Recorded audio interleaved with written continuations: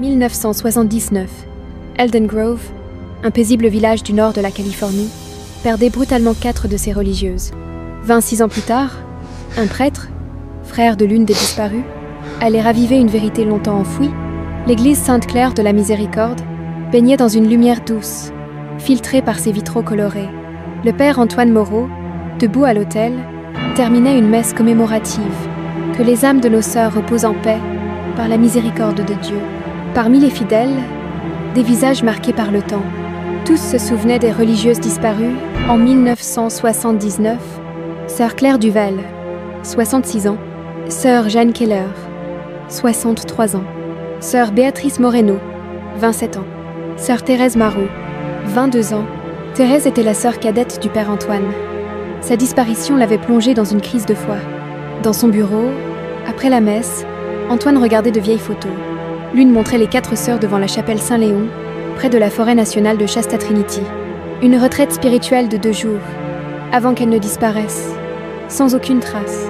La police avait parlé d'une possible attaque d'ours, mais aucune preuve, aucune scène de lutte. Puis, les rumeurs, fuite volontaire, perte de vocation. Antoine n'y avait jamais cru. Ce jour-là, un pressentiment étrange le poussa à retourner à Saint-Léon.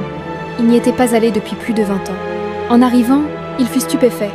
Là où se trouvait autrefois un chemin de terre menant à la chapelle, il découvrit un portail privé, orné de panneaux, propriété privée, entrée interdite. Il appela Georges Millard, ancien gardien de la chapelle. Elle a été vendue en 1981 au nom de Silas Redford, un homme discret. Le diocèse l'a désacralisée. Il l'a ensuite démolie. Antoine était abasourdi. Aucun souvenir de cette décision. Et Redford, un homme riche, reclus, évitant les gens du coin. Antoine tenta malgré tout de lui parler. Il se rendit à sa demeure, une maison luxueuse et isolée au cœur de la forêt. Redford, sec et hostile, refusa tout dialogue. La chapelle, elle n'existe plus. Tant mieux. Cette cloche me rendait fou. Antoine insista. C'était un lieu sacré. Ma sœur y a disparu. Mais Redford resta agressif, fermant sa porte au nez du prêtre.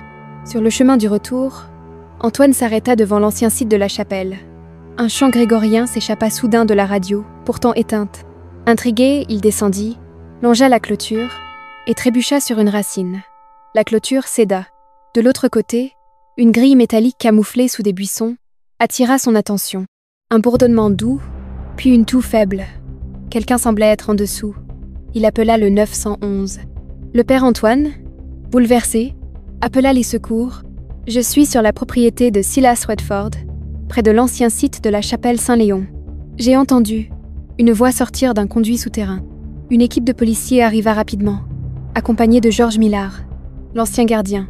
Ensemble, ils franchirent discrètement la brèche dans la clôture et atteignirent la grille rouillée. Après quelques instants de silence, une voix féminine fredonna un chant sacré. Salve Regina. Antoine la reconnut. C'est ma sœur. C'est Thérèse. Les policiers décidèrent d'interroger Redford, qui réagit violemment à leur présence. Vous n'avez pas de mandat. Partez. C'est une intrusion.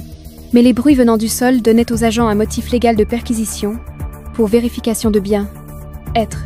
Le père Antoine et Georges restèrent en retrait, tandis que les autorités fouillaient la propriété.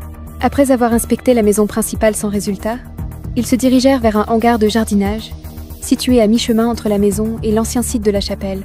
L'endroit semblait banal, jusqu'à ce qu'un policier laisse tomber une clé anglaise. Le sol sonna creux. Sous les planches, un escalier en pierre descendait vers l'obscurité. Une porte verrouillée fut découverte. Dans une cachette murale, une clé ancienne fut trouvée. Les policiers ouvrirent. Le tunnel semblait avoir été construit récemment, mais volontairement vieilli. Ils avancèrent lentement, guidés par la lumière de leurs lampes. Au bout du tunnel, une pièce rudimentaire. Sur un matelas usé, une femme âgée, maigre, tenant un chapelet.